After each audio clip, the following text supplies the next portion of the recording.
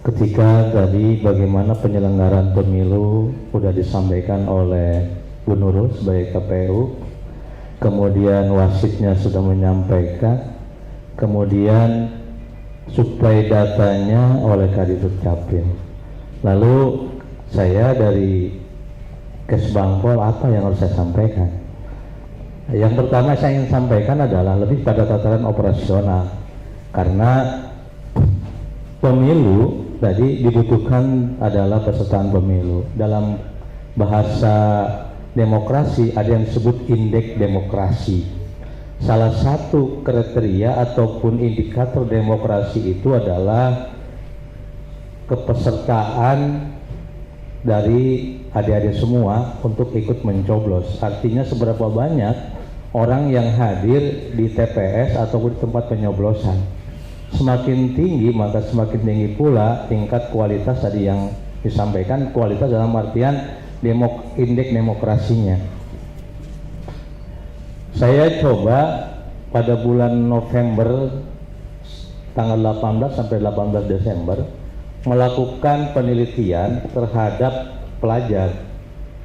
Terhadap pelajar ada 200 orang pelajar yang kami teliti, yang kami mintakan pendapatnya, yang kami sebarkan angketnya dari sekolah negeri dan swasta yang ada di Kota Bekasi. Kalau jumlah peserta ataupun berdasarkan data Dapodik yang didapat dari kementerian dan provinsi, jumlah pelajar dari kelas 1 atau kelas 10 sampai kelas 12 di tahun 2021 di Desember sampai di November dan sampai Desember itu berjumlah 2022 berjumlah 111.000 lebih.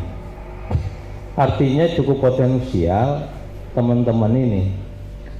Kami coba menanyakan ke beberapa teman-teman di SMA dan SMK terkait tentang pemilu ini. Bagaimana persepsi atau pandangan teman-teman dari adik-adik SMA terhadap pemilu itu sendiri. Kenapa? Saya sampaikan tadi, apa kata Pak Rektor, adik-adik ini penting. Suara adik-adik ini sedang menjadi trending, sedang menjadi sesuatu yang sangat menarik bagi para kontestan partai politik ataupun yang akan menjadi anggota DPR tadi. Apa yang disampaikan oleh KPU, 60% pemilih pemula, menarik. Kalau diibaratkan oleh Pak Rektor tadi bahwa teman-teman adik-adik atau pemilih pemula ini penting. Kalau saya diibaratkan ketika demokrasi ataupun masa depan bangsa ke komponen sepeda, ketika ditanyakan sepeda komponen mana yang paling penting, kata pentil saya yang paling penting. Nggak akan ada angin kalau pentilnya nggak ada, betul. Kata bentar dulu, saya yang paling penting, karena pentil tidak akan pernah bisa kalau bannya nggak ada, betul. Kata klub bentar dulu, situ boleh berpendapat, saya yang paling penting. Nggak akan ada pentil berfungsi, nggak akan ada ban berfungsi kalau peleknya nggak ada, betul. Kemudian yang lain pun mengatakan seperti itu, pedal mengatakan saya yang paling penting. Dan saya juga saya yang paling penting. Kemudian rangka mengatakan saya paling penting, tidak akan menjadi sebuah sepeda rangkanya nggak ada. Komponen tersebut mau ditaruh di mana? Betul. Kata Baud dan Moore, saya yang paling penting. Tidak akan terangkai menjadi sebuah sepeda kalau Baud dan Moore-nya nggak ada. Betul. Artinya yang saya sampaikan, seluruh komponen itu penting untuk penyelenggaraan masa depan bangsa, termasuk adik-adik ini. Meskipun pada posisi yang tadi generasi milenial penting untuk masa depan bangsa. Ketika tadi salah satu komponennya kurang dirawat, kurang diperhatikan, tadi jalan demokrasi kita tidak akan sebagus, berkualitas, senyaman, dan trustnya atau kepercayaannya akan rendah. Ada beberapa pertanyaan yang saya coba sampaikan di sini di penelitian yang kita lakukan terhadap anak-anak ini. Ada satu hal seperti apakah Anda tahu bahwa pemilu dan pilkada akan dilaksanakan secara serentak, yang mengatakan sangat tahu ada 8% atau 17 orang dari 200 orang yang kami teliti dari kelas 10 sampai kelas 12 yang mengatakan sangat tahu bahwa ada pemilu dan pilkada dilakukan serentak. Hanya 8%. Yang mengatakan tahu 30%, yang mengatakan sedikit 33%, dan tidak tahu 29%. Artinya masih banyak teman-teman, masih banyak anak-anak kita, masih banyak generasi muda yang belum memahami secara komprehensif apa itu pemilu. Bukan sekadar coblos-mencoblos, tapi masa depan bangsa. Termasuk adik-adik teman mahasiswa. Ketika proses kebijakan mungkin dengan demo segala macam, salahnya kita. Kenapa kita memilih dia? Atau kenapa kita tidak ikut berpartisipasi untuk memilih sehingga terpilih, tadi kata Mas Eko, orang-orang yang kurang, atau kata Pak Rektor tadi orang yang kurang, yang sehingga tidak berpihak kepada kita. Tapi ketika kita gunakan itu, maka kita tahu kualitasnya. Kemudian pertanyaan selanjutnya juga, ada pertanyaan keempat, apakah Anda sering mendiskusikan tentang pemilu dan pilkada yang akan datang? Yang mengatakan sangat sering hanya 2% atau 5 orang dari 200 yang kami teliti. Kemudian sering ada 6% atau 13 orang. Kadang-kadang 37%, tidak ada 50%. Artinya bahwa tidak hal yang menarik gitu Pak. Berbicara politik, berbicara demokrasi tidak hal yang menarik buat anak-anak. Padahal ini adalah masa depan bangsa. Gimana pendidikan akan ke depan dan segala macamnya. Ini ilmiah, ini faktual. Karena baru kemarin kami teliti kepada kelas 10 sampai kelas 12. Artinya kelas 10, kelas 11 dan kelas 12.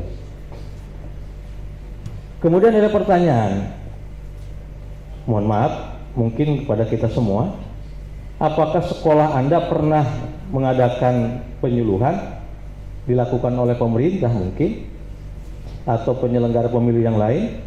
Yang mengatakan pernah ada 13%, yang mengatakan tidak pernah ada 52%. Artinya, dan yang tidak tahu ada 30%. Artinya banyak di antara kita tidak memperdulikan berapa pentingnya meningkatkan indeks demokrasi, betapa pentingnya untuk masa depan bangsa kita, karena kita sudah menganut sistem demokrasi dengan suara yang terbanyak, itu yang akan menjadi menentukan.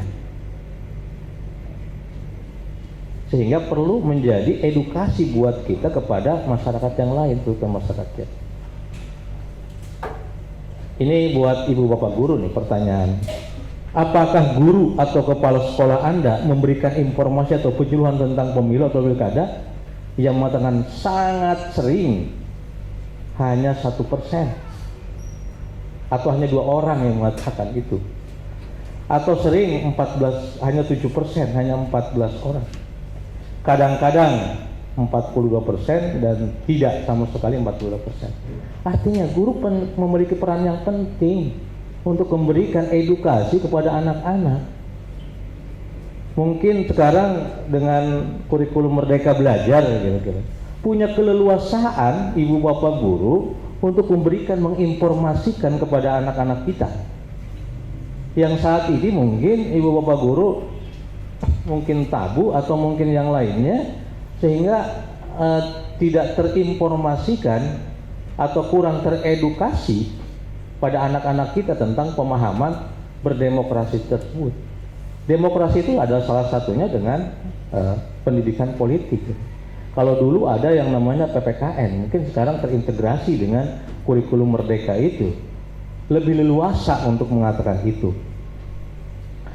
Kemudian ada yang lebih miris, ini Pak Rektor dan semuanya, adalah ada pertanyaan yang saya coba tanyakan kepada mereka. Apakah Anda akan memilih kriteria manakah pilihan yang Anda di bawah ini? Yang pertama, calon yang memberikan uang. Apakah Anda akan memilih calon yang memberikan uang? Kemudian calon yang tidak memberikan uang, kemudian tidak menjawab atau tidak tahu. Ternyata, Pak, calon yang memberikan uang ada 29% yang mereka akan memilih anak-anak kita. Anak-anak kita akan memilih manakala diberikan uang. Jadi apa yang disampaikan oleh Bu Nisa, politik uang ini bukan omong kosong, ternyata sudah masuk pada anak-anak kita, pada pelajar. Ketika orang yang tidak memberikan uang hanya 11%, 19% gitu. Artinya luar biasa ini pekerjaan kita. Tadi saya sampaikan ibu bapak guru ini yang harus menjadi perhatian kita. Karena ada beberapa pertanyaan ketika saya menanyakan kepada mereka, siapa yang akan mempengaruhi pilihan teman-teman adik-adik ini. Ternyata keluarga ataupun teman memiliki peran penting, Pak Rektor, untuk mempengaruhi terhadap pilihan. Artinya teman itu mempengaruhi. Terbukti, mohon maaf ketika yang sekarang sedang trending itu Mario Dendi gitu kan, juga dikompori oleh temannya kan gitu. Artinya teman mempengaruhi, sangat penting. Nah oleh karena itu, mohon maaf, ibu bapak guru juga memiliki penting gitu. Karena ada beberapa pertanyaan ketika tanyakan apakah guru memiliki pengaruh sangat besar, Pak. Pengaruh ibu bapak guru terhadap anak-anak. Ketika ada tawuran pun memang ada anak-anak yang mungkin nakal melawan guru, tapi lebih banyaknya persentasenya adalah anak-anak ini nurut sama ibu bapak guru. Ketika ibu bapak gurunya mereka di luar, ketika kelihatannya udah lari gitu. Artinya memiliki pengaruh yang luar biasa terhadap anak-anak kita. Kenapa ini saya katakan penting gitu tadi? Bagaimana Pak Kadis menyampaikan kemudahan untuk mendata teman-teman semua untuk ikut pemilih. Bu Nisa mengatakan bagaimana menjadi seorang wasit gitu. Artinya adik-adik pun bisa menjadi wasit untuk menyampaikan, oh ini nggak benar gitu, oh ini persoalan pemilu. Nah harus memahami itu. Ketika mengatakan nggak benar berarti kan harus tahu ilmunya, harus tahu informasinya. Ketika Bu Nurul mengatakan ini bahwa persentase, kalau indeks demokrasi kita pada pemilu di tahun 2019 dan pilkada tahun 2018 itu di pemilu itu sekitar hampir 70%, 69, sekian persen. Pilkada lebih rendah lagi, Pak. Itu sekitar 67, sekian persen.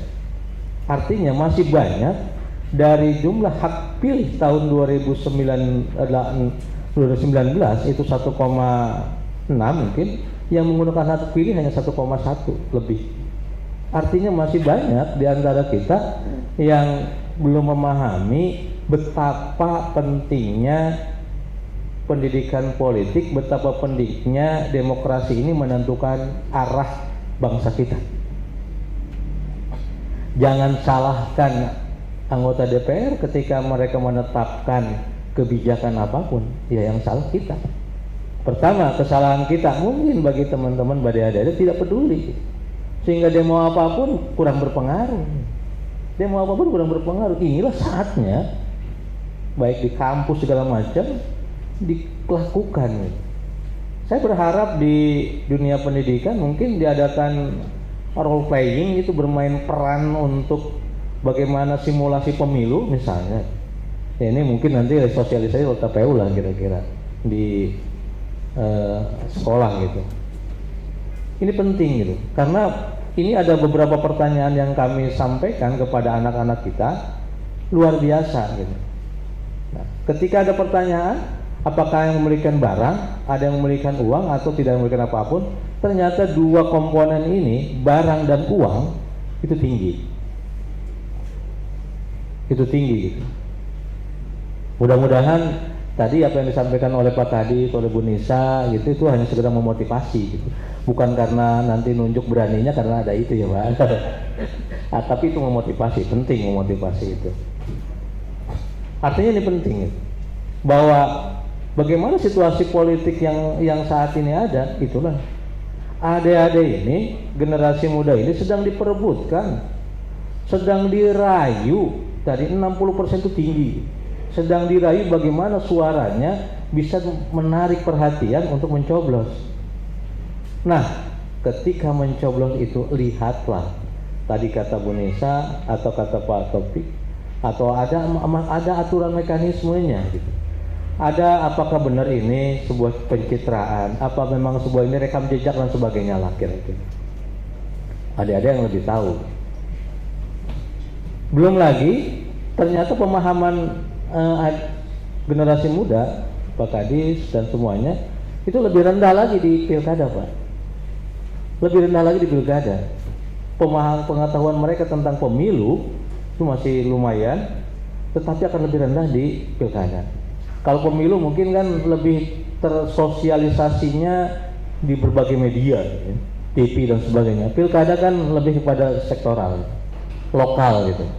Nah ini yang kurang gitu. Apalagi ketika kami tanyakan tentang pilkada Kota Bekasi, lebih rendah lagi. Karena apa? Karena untuk SMA dan SMK ini menjadi wewenang dari provinsi gitu. Belum tersampaikan gitu. Ketika kewenangannya sudah nggak ada di kota kan udah terlalu diabaikan kira-kira gitu. Nah ini penting kalau untuk Bapak Ibu guru untuk memberikan edukasi yang lebih kepada anak-anak kita. Tadi saya sampaikan betapa pentingnya kalau ketika komponen sepeda pentil nggak ada pun jalannya akan benar gitu. Akselerasinya mungkin akan terhambat gitu. Tadi karena apa?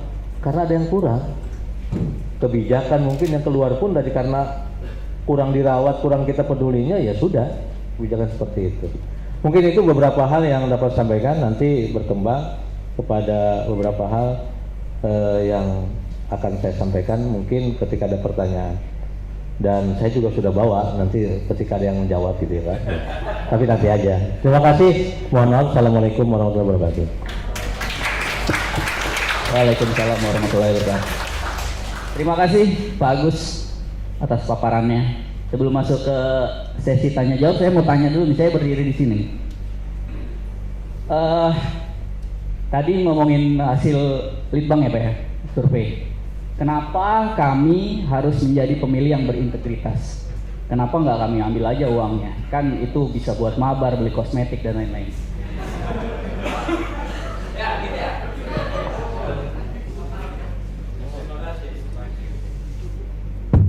Terima kasih Mas Eko.